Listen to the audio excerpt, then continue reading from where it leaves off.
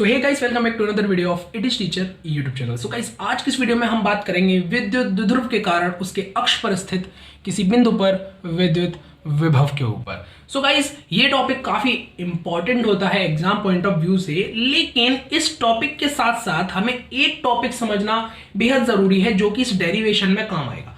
तो आइए जल्दी से हम पहले 2 मिनट के अंदर उस टॉपिक के ऊपर डिस्कशन कर लेते हैं, फिर आते हैं इस टॉपिक के ऊपर। ओके, तो आवेशों के निकाय के कारण जो विद्युत विभव होता है वो किस तरीके से हम निकालेंगे, आइए उसको देखते हैं। तो देखो, मान के चलो कि हमारे पास में क्या है, कोई 4 आवेश दे रखे हैं, जैसे ये प्लस Q1 है, ये प्लस Q2 है, ये माइनस Q3 और ये माइनस Q4 है। ठीक है, अब यहाँ एक बिंदु P दे रखा है हमें, तो इस बिंदु P पर इन चारों आवेशों के कारण जो विद्युत विभव होगा वो ज्ञात करना होगा। सिंपली करते हैं अपन, हमको करना क्या होगा, एक सीधी लाइन इस बिंदु तक लानी होगी, यानी कि इनकी इस बिंदु से जहां पर हमको विभव ज्ञात करना है वहां पे कुछ ना कुछ दूरी तो होगी भाई। इन आवेशों और इस बिंदु के बीच में अपनी अपनी इंडिविजुअली एक एक दूरी जरूर होगी। तो मान के चलता है इसकी R1 है, इसकी R2, इसकी R3 और इस वाले की मान लेते हैं R4 है। ठीक है, हमको करना क्या है, हमको बस ये निकालना है इन चारों आवेशों के कारण इस पर टोटल विद्युत विभव कितना आएगा। तो कुछ नहीं करेंगे, चारों के कारण हमने जो पिछले लेक्चर में जो फॉर्मूला पढ़ा था कि एक बिंदु आवेश के कारण कितना विद्युत विभव उत्पन्न हो सकता है किसी बिंदु पर, उस फॉर्मूले के हिसाब से इन चारों आवेशों को लेकर इस बिंदु पर विभव ज्ञात कर देंगे, उन सबको जोड़ देंगे। देखो किस तरीके से। अब हमको करेंगे क्या, हमने को निकालना बिंदु P पर विभव, तो जो V पर विभव आएगा वो कितना आएगा, देखो 1/4 पाई एप्सिलॉन नॉट। पहले Q1 आवेश की वजह से निकालते हैं, तो Q अपॉन में कितनी दूरी है, R1 है, तो देखो R1 होती थी, R1 स्क्वायर नहीं होगी, केवल R1 स्क्वायर कब होती, जब हम यहाँ पर विद्युत क्षेत्र पूछते थे। एक चीज ध्यान रखनी है कि विद्युत क्षेत्र में जब हम बात करते थे तो 1/r² होता था, और जब हम विभव की बात करेंगे तो 1/r होगा, यानी यहाँ पर जो दूरी होती थी उसका वर्ग होता था, यहाँ पर वर्ग नहीं होता है। तो कंफ्यूज नहीं होना इस चीज में। ठीक है, अब देखो ये तो हो गया इस आवेश के कारण। अब Q2 आवेश की अगर बात करते हैं तो देखो 1/4 pi epsilon not Q2/R2। Same formula लगाते हुए जाना हर आवेश के लिए। ठीक है, अच्छा यहाँ पर Q3 आवेश है, तो मैंने क्या बताया था कि आप विभव में जो मान रखोगे विभव का वो चिन्ह के साथ रखोगे, ठीक है, बिना चिन्ह के नहीं रखोगे। ठीक है, अब यहाँ पे चौथे वाला जो आवेश है उसको देखते हैं, तो 1/4 पाई एप्सिलॉन नॉट, ये भी कैसा, माइनस का Q4 अपॉन में क्या आएगा, R4 दूरी है इसकी। ठीक है, अब इन चारों को जोड़ लो, तो देखो 1/4 पाई एप्सिलॉन नॉट चारों में कॉमन है, तो इसको बाहर ले लेते हैं। ठीक है, तो देखो Q1 अपॉन में R1 प्लस Q2 अपॉन में R2 माइनस Q3 अपॉन में R3, माइनस और प्लस माइनस हो जाएगा, ये भी माइनस और प्लस माइनस हो जाएगा। ठीक है, और Q4 अपॉन में R4। तो इस तरीके से विभव आ गया। मतलब देखो, फॉर्मूला याद करने की जरूरत नहीं है, यहां फॉर्मूला याद करने की कोई जरूरत नहीं है। याद क्या रखना है, कॉन्सेप्ट याद रखना है, किस तरीके से निकालना है कि अगर 4 आवेश हमको दे रखे हैं और किसी बिंदु पर पूछा है कि टोटल विभव बताओ, तो कुछ नहीं करना, चारों आवेशों के हिसाब से जो इस पर अलग अलग विद्युत विभव आएगा, देखो अलग अलग जो भी है उन सबको जोड़ दो, और जोड़ने का जो आंसर आएगा उसको हम यहाँ पर यूज कर लेंगे। समझ में आ गई बात। तो अब चलते हैं मेन टॉपिक की ओर, जिसमें कि हमको इसका यूज करना था। ठीक है, तो देखिए यहाँ पर हमने एक विद्युत द्विध्रुव को बनाया हुआ है जो कि AB है, जिसकी लंबाई कितनी है, 12 है। एक तरफ माइनस Q आवेश, एक तरफ प्लस Q आवेश रखा हुआ है, और इसके मध्य बिंदु यानी कि O से R दूरी पर एक बिंदु P स्थित है जहां हमको विद्युत विभव ज्ञात करना है। लेकिन एक इंपॉर्टेंट चीज है कि ये जो बिंदु P है वो इस द्विध्रुव की अक्ष पर स्थित है। अक्ष पर मैंने बताया था कि अक्ष निरक्ष का अर्थ क्या है। जैसे अगर ये आपका ये विद्युत द्विध्रुव है, ठीक है, तो इस विद्युत द्विध्रुव पर अगर इसकी लंबाई के अनुदिश, जैसे कि ये आपका मार्कर हो गया, अरे यार रुक जा यार, देखो इस टाइप से अगर आप इस तरीके से इस डायरेक्शन की बात करो तो वो इस द्विध्रुव की क्या होगी, अक्ष होगी। और इस तरीके से अगर बात करो इसके लंबवत, तो वो क्या होगी, इसकी निरक्ष होगी, ऊपर या नीचे किसी भी तरफ, इधर उधर किसी भी तरफ बात कर लो, ये इसकी अक्ष है, ये इसका निरक्ष है। बात समझ में आ गई।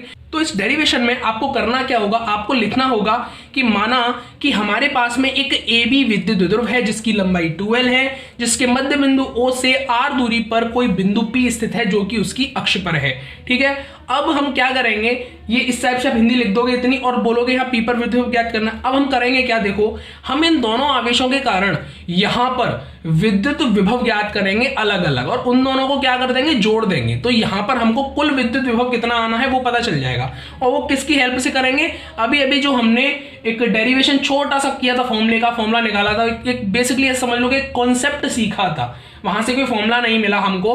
अगर फॉर्मूला याद करोगे नहीं कर पाओगे भाई। आपको बस करना क्या होगा, कॉन्सेप्ट याद में रखना है, अपने कॉन्सेप्ट ध्यान में रखोगे सब कुछ हो जाएगा। ठीक है, अब देखो इस पी पर विद्युत विभव ज्ञात करना है, तो पहले अपन क्या करते हैं, इस प्लस क्यू आवेश के कारण यहां पर विभव ज्ञात करते हैं। तो लिखेंगे कि प्लस क्यू आवेश के कारण पी पर विभव। ठीक है, तो पी पर विभव ज्ञात करना है, तो इसके लिए हमको विभव निकालना होगा। मान के चलिए V1 है, तो देखो कितना आएगा। एक चीज हमको फॉर्मूला पता है 1/4πε0 Q/r होता है, यही होता है। लेकिन यहां पर एक चक्कर क्या है, आपको आवेश तो पता है कि Q है, लेकिन दूरी नहीं पता। क्यों भाई, दूरी तो हमको ये पता है ना कि मध्य बिंदु से यहां तक की, Q से यहां तक की तो दूरी है नहीं।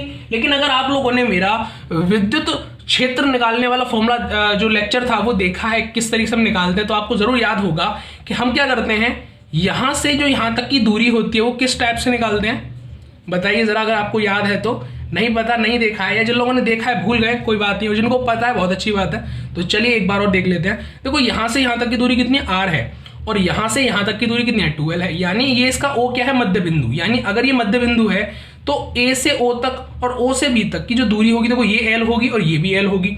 तो भाई जब ये यहां से यहां तक L है और यहां से यहां तक P है, तो यहां से यहां तक की दूरी क्या होगी, R माइनस L। भाई इतने में से इतने को घटा दूंगा तो ये मिल जाएगा मुझे बस। तो क्या आएगा, R माइनस L। ठीक है, R माइनस L आ गई। चलो अभी यहीं पे क्या करते हैं अपन, जो A बिंदु है और A से P तक की दूरी और निकाल लेते हैं। तो देखो अब यहां से यहां तक की दूरी क्या आएगी, जल्दी बताओ। R में क्या करूंगा, जोड़ूंगा या घटाऊंगा, सही बात, जोड़ूंगा। क्यों, क्योंकि भाई यहां से यहां तक की दूरी R है और इससे थोड़ा सा आगे हमको देखना है, तो थोड़ा सा जब आगे बढ़ेंगे उसकी दूरी कितनी है, L है, तो उसको हम किस में क्या कर देंगे, जोड़ देंगे, तो R प्लस L हो जाएगा। ठीक है, तो अब यहां पर दूरी क्या आएगी, R माइनस L, क्योंकि हम B से यानी प्लस क्यू आवेश का P पर विभव ज्ञात कर रहे हैं। तो इसको इक्वेशन नंबर हम 1 मानेंगे। समझ में आ गई बात। तो देखो यहां पर दिशा नहीं निकालेंगे, यहां पर क्यों, क्योंकि एक आदेश राशि होती है, विद्युत क्षेत्र की तरह यहां पर दिशा नहीं निकलेगी, केवल परिमाण आएगा। तो ये तो हो गया प्लस क्यू आवेश के कारण। तो हम लिखेंगे कि तथा माइनस क्यू आवेश के कारण P पर विभव, या ऐसे लिखो विद्युत विभव। ठीक है, यहां पर लिखना है विद्युत विभव। ओके, विद्युत विभव, विद्युत विभव। तो देखो कितना आएगा, V2 सेम है 1/4πε0 Q। अच्छा, यहां पर आवेश कौन सा लेंगे हम, ऋणात्मक आवेश की बात करें। और हमने एक चीज बताई थी आपको कि यहां पर जो आवेश है, जो विभव है, वो चिन्ह के सहित आएगा। क्यों, देखो चिन्ह के सहित लेने का अर्थ ऐसा होता है कि वो चीज कैसी आने वाली है, एक अदिश राशि है या सदिश राशि है। तो हमने विद्युत क्षेत्र में क्या किया था, यहाँ पर चिन्ह नहीं लेते थे हम। उसका रीजन ये था कि हम वहां पर डायरेक्शन की बात करते थे कि भाई माइनस है तो जो डायरेक्शन आएगी अपोजिट आएगी, विपरीत आएगी, और जो प्लस है वो डायरेक्शन कैसी आएगी, उसी की दिशा में आएगी, उसी की ओर आएगी। ठीक है, तो लेकिन यहाँ पर जो विभव है वो अदिश राशि, इसलिए हमको क्या करना पड़ेगा, चिन्ह साथ लेकर चलना है। यहाँ पर दिशा की बात नहीं होगी, परिमाण की बात होगी। तो दूरी कितनी है हमको पता है, कितनी है, A से और P तक, मतलब माइनस Q से P तक की दूरी कितनी, R प्लस L है, वो हमने रख दिया। इसको इक्वेशन नंबर 2 मान लेते हैं। अब P पर कितना विभव निकालना है, टोटल विभव निकालना है। उसके लिए क्या करेंगे, इन दोनों को जोड़ देंगे। चाहो तो एक काम और कर सकते हो, यहीं पे इसको थोड़ा सा और सॉल्व कर लेते हैं। तो माइनस बाहर आ जाएगा 1/4πε0 Q/r प्लस L। ठीक है, इसको इक्वेशन नंबर 2 मानो। ठीक है, अब देखो इन दोनों को अगर हम जोड़ देते हैं तो इन दोनों फॉर्मूलों को, ये फॉर्मूले याद रखने हैं अपन को, आपने नोट कर लिया होगा यहां तक। अब देखो अभी हम क्या करेंगे, जो P है उस पर कुल विभव निकालेंगे। तब लिखेंगे यहां पर कि अतः इन दोनों के कारण यहां पर कुल विभव, अतः P पर कुल विद्युत विभव। ठीक है, P पर कितना विभव आएगा भाई, उसको भी ज्ञात करना है, क्योंकि हमको करना क्या है, टोटल विद्युत विभव तो ज्ञात करना है। तो कितना आएगा, V बराबर V1 प्लस V2। तब लिखेंगे समीकरण 1 व 2 से, समीकरण 1 व 2 से मान रख देंगे इनका। तो V1 कितना आया था हमारा, 1/4πε0 Q में कितना था, R माइनस L स्क्वायर था, सही है ना। और V2 कितना था, 1/4πε0 Q में, लेकिन ये कैसा था, माइनस था, यानी कि यहां पर क्या होगा, माइनस। ठीक है, अपॉन में क्या आ जाएगा, R प्लस L, यही था ना। ठीक है, अब देखो इन दोनों को हमको क्या करना, सॉल्व करना होगा। किस तरीके से करेंगे, देखो इतना समझ जाना, ये जो V2 था माइनस की वैल्यू थी, तो मैं डायरेक्ट यहाँ पर माइनस रख दिया है। अगर तुम चाहो तो देखो इस तरीके से प्लस का ये लगा लो साइन और ब्रैकेट के अंदर माइनस लिख लो। अब अगली बार तुम जब इसको खोलोगे ब्रैकेट को तो वही चीज़ आ जानी है। मैं एक एक स्टेप लेके चल रहा हूँ ताकि कोई डाउट तुम्हें ना आए, ठीक है। तो R माइनस एल हो गया और ये -1/4πε0 Q/r+l, ठीक है। अब देखो V, तो इसमें तो 1/4πε0 हमारा कॉमन है, उसको बाहर निकाल लेते हैं अपन। तो 1/4πε0 अंदर क्या बचेगा Q/r-l और कितना आया माइनस का Q/r+l। लेकिन भाई यहाँ पर तो Q भी कॉमन आ रहा है, तो एक काम करते हैं Q को और बाहर ले लेते हैं, ठीक है ना। चलो तो एक काम करते हैं Q को वहीं से ही बाहर ले लेते हैं और यहाँ पर क्या हो जाएगा जल्दी से बताओ, 1 हो जाएगा। बहुत सही। तो देखो अब इसे सॉल्व करते हैं, ब्रैकेट के अंदर जो चीज़ें दे रखी हैं उसको अपन सॉल्व कर लेते हैं। देखो एलसीएम लोगे R-l और r+l, यहाँ क्या होगा तो सॉल्व करोगे तो देखो यहाँ हो जाएगा तुम्हारा R+l माइनस यहाँ हो जाएगा R-l। क्यों, देखो इससे इसको कैंसिल आउट कर दोगे तो इसका गुणा यहाँ हो जाएगा, इससे इसको कैंसिल आउट कर दोगे तो इसका गुणा ऐसे हो जाएगा। मतलब इसमें क्या होता है कि कैंची गुणा कर देते हैं अपन, तो इसका इधर ऐसे होता है। तो भिन्न वगैरह आपको आता ही होगा, अगर नहीं आता कोई भी, अगर देखो कोई भी बेसिक चीज़ में अगर डाउट है कमेंट सेक्शन लिख सकते हो कि एक छोटी सी वीडियो बना दो 2-4-5 मिनट की, तो मैं उसके ऊपर एक छोटी सी वीडियो बना दूंगा कि स्टेप्स ऑफ बेसिक कंसेप्ट आपके जो भी होंगे डाउट वगैरह एकदम क्लियर कर दूंगा, ठीक है। तो जो भी डाउट हो कमेंट सेक्शन में लिख दिया करो, आपके कमेंट्स को मैं पढ़कर उनके डाउट को क्लियर करने की पूरी कोशिश करूंगा। तो देखो यहाँ पर क्या आएगा, इसे और सॉल्व करते हैं Q/4πε0। अब देखो ये क्या है R-l और r+l। अगर आप थोड़ा सा रिलेट कर पा रहे हो तो ये एक फॉर्मूला बन रहा है a - b × a+b का, यहाँ दिख नहीं रहा होगा, एक सेकेंड। यहाँ पर ना एक फॉर्मूला बन रहा है ये वाला कि a - b × a+b, और ये क्या होता था हमारा a² - b², यही फॉर्मूला होता था ना हमारा। तो इस फॉर्मूले को हम यहाँ पर इंप्लीमेंट नहीं कर सकते, बिल्कुल कर सकते, तो r² - l²। ऊपर क्या होगा देखो यहाँ पर R+l, माइनस का अंदर गुणा करोगे तो ये -l हो जाएगा, माइनस माइनस प्लस करके ये l हो जाएगा। देखो R से R कैंसिल आउट। तो देखो अब आगे क्या करेंगे, तो हमको P पर विभव निकालना है। तो देखो यार V is equals to Q/4πε0 और क्या है यहाँ बचेगा देखो एक L और एक L, कितना हो जाएगा 2L/r² - l², ठीक है। ये आ गया। अभी देखो अभी अपन करते क्या है, इसको थोड़ा सा खोल लेते हैं किस तरीके से। देखो V Q का गुणा अंदर कर देते हैं, तो 1/4πε0 Q × 2L/r² - l²। अब जल्दी से बताओ क्या आपको यहाँ पर कुछ चीज़ नजर आ रही है, जल्दी बताओ मुझे देखकर। जी हाँ, एक चीज़ नजर आ रही है हमको, क्योंकि हमने तो पढ़ा है भाई कि परंतु Q × 2L क्या बोलते थे हम, इसको P बोलते थे, और ये क्या होता था विद्युत द्विध्रुव होता था, विद्युत द्विध्रुव होता था। कौन सा, जिसका आघूर्ण है विद्युत द्विध्रुव आघूर्ण, विद्युत द्विध्रुव आघूर्ण होता था हमारा P। तो क्या मैं Q × 2L की जगह पर P नहीं कर सकता? अरे भाई बिल्कुल कर सकते हैं, क्यों नहीं कर सकते हैं। तो यहां पर मैं V को कैसे कर सकता हूं, 1/4πε0 और देखो Q × 2L क्या हो जाएगा, P था ना। अब देखो R² - l²। अब मुझे एक चीज़ बताओ, ये फॉर्मूला हमारा आ गया, लेकिन ये कुछ ऑकवर्ड सा फॉर्मूला नहीं लग रहा है कि यहाँ पे R² - l², थोड़ा अटपटा सा लग रहा है। देखो अटपटा लगेगा, उसका रीज़न है, और ये अटपटा हम लगने भी नहीं देंगे तुमको। क्यों, क्योंकि हम यहाँ से l² को हटाने वाले हैं, लेकिन क्यों हटाएंगे उसके बारे में बात कर लेते हैं। देखो यार यहाँ पर हमने क्या देखा कि हमारे पास में जो विद्युत द्विध्रुव है AB, इसके बारे में बहुत बार हम चर्चा कर चुके हैं कि इसके बीच की जो 2L दूरी होती है ना, ये 2L ये बहुत ही अल्प होती है, बहुत अल्प, बहुत छोटी होती है, बहुत छोटी, माइक्रोमीटर नैनोमीटर तक में हो सकती है, ये बहुत छोटी दूरी होती है।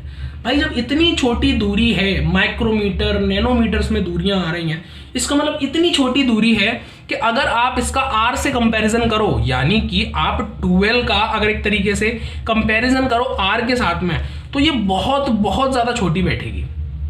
तो भाई जब 2L इतनी छोटी है तो सोचो एल कितनी छोटी होगी, और जब एल इतनी छोटी है तो एल स्क्वायर कितनी छोटी होगी, अंदाजा लगाओ। अब देखो एल स्क्वायर में काफी लोगों को डाउट रहता है कि एल स्क्वायर की वैल्यू तो बढ़नी चाहिए ना, छोटी कैसे हो जाएगी। देखो अगर मैं बात करूं 0.1 की, अगर मैं इसका स्क्वायर कर देता हूं तो बताओ आंसर क्या आएगा, 0.01, यही आएगा।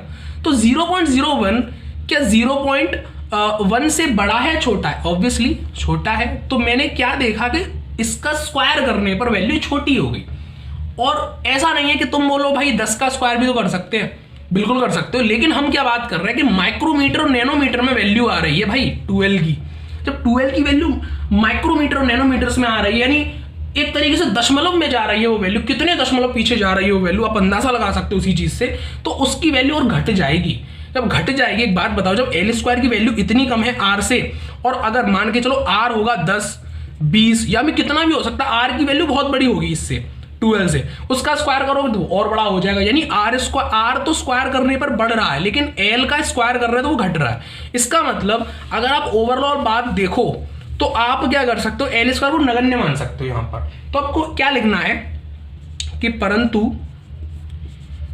पी की परिभाषा से, यानी विद्युत ध्रुव आघूर्ण की परिभाषा से जो 12 होता है वो बहुत अल्प होता है, या ऐसे लिखो 12 बहुत अल्प दूरी होती है। कैमरे में थोड़ा दिखाई नहीं दे रहा, ये अल्प लिखा हुआ है, ठीक है, अल्प। तो अल्प दूरी होती है, जिससे क्या करेंगे, जिससे जो आपका आर स्क्वायर होता है वो वेरी वेरी ग्रेटर देन होता है एल स्क्वायर से, मतलब आर स्क्वायर तो बहुत ही बड़ा होगा एल स्क्वायर से। तो इस वजह से हम क्या करेंगे, एल स्क्वायर को नगण्य मान लेंगे, तो लिखेंगे जिससे आर स्क्वायर एल स्क्वायर होता है, ठीक है। अतः एल स्क्वायर को नगण्य मानने पर, एल स्क्वायर को हम क्या करेंगे, नगण्य मानेंगे यहाँ पर कि बहुत ही छोटी वैल्यू, इसको ऐसे करें नगण्य मान लेंगे। जब इसको हम नगण्य मान लेंगे तो अगली लाइन में आप क्या लिखोगे, अगली लाइन में क्या लिखोगे कि v is equals to 1/4πε0 p upon में आर स्क्वायर। अब जब किसी चीज को हम नगण्य मान लेते हैं तो उसको जीरो लिख देते हैं, तो जब इसको जीरो कर देंगे तो फाइनली हमारे पास में क्या फॉर्मूला आया, 1/4πε0 p अपॉन में आर स्क्वायर। तो ये आ गया आपका विद्युत ध्रुव किसी बिंदु पर यदि वो उसके अक्ष पर ज्ञात किया जा रहा हो तो ठीक है, बात समझ में आ गई इतनी। अच्छा, यहां से एक चीज देखो कि v जो है वो विद्युत का मान पाती है आर स्क्वायर के, यानी कि अगर आप आर का मान बढ़ाते जाओगे, आर का मान बढ़ाओगे तो v का मान घटेगा, और अगर आप आर का मान घटाओगे तो v का मान बढ़ेगा। इतनी बात हमको ध्यान रख लेनी है। समझ में आ गई बात, ये चीज इसकी है और ये चीज इसकी है, कंफ्यूज नहीं होना। नोट पॉइंट करके आप इसको लिख दीजिएगा कि r का जो मान है वो बढ़ा, आप खुद देखो भाई r की जगह 1 रखा हुआ है तो इसकी वैल्यू ज्यादा आएगी कंपेयर टू r की जगह। अगर मैं 10 रख दूं भाई, r की जगह अगर 1 रख दूंगा तो जो मान आएगा v1, मान के चलते v1 है, और r की जगह अगर मैं 10 रख दूं तो मान के चलो v10 आ रहा है, तो इसकी वैल्यू हमेशा इससे क्या रहेगी, छोटी रहेगी, क्योंकि भाग देने पर संख्या छोटी हो जाती, कम हो जाती है। भाई 100 में तुम 1 का भाग दो 100 आएगा, वहीं अगर तुम 100 में 10 का भाग दोगे तो 10 आएगा। तो देखो 10 छोटा है या 100 छोटा है, भैया 10 छोटा है, और छोटा हुआ किस वजह से, क्योंकि बड़ी संख्या का हमने इसमें भाग दिया। सेम कहानी, कंसेप्ट देखो, रटना नहीं है, रट्टा नहीं मारेंगे, फॉर्मूला नहीं देखेंगे, हम कॉन्सेप्ट समझेंगे।